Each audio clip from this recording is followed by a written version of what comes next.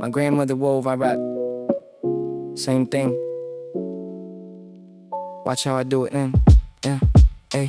She pressed the shuttle through the threads like I press words through beats. Every pass across the loom is every bar that completes a pattern, diamond, zigzag, mountain range in red and black. Every rhyme I land is one I can't take back. The top piece took 3 weeks of morning work to finish right. This verse took 3 drafts and 2 sleepless nights. She never cut the corner on the thread or let the pattern slip. I keep that standard in my chest when I approach the script. Weaving and rapping, 2 crafts, 1 discipline. Both demand your focus before you can begin. Both carry something forward that the ancestors designed. You're not inventing, you're continuing the line. She wove the stories of the village in the color in the cross. I write the stories of the mountains so they never turn to loss. Her work is in the museum now behind a glass display. Mine is in the speakers when the Highland kids hit play.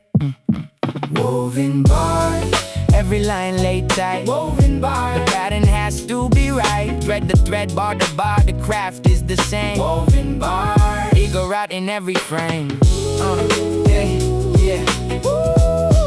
Yeah.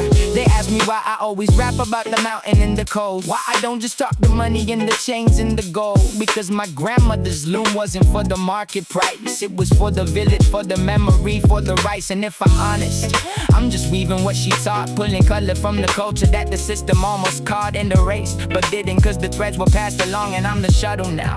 And this is how I carry on the song. Woven bars, every line laid tight. Woven bars, the pattern has to be right. From the loom to the boot, the highland stays alive. Woven bars, and the weaving will survive. Yeah. For every grandmother who wove, I hear you, I'm still weaving.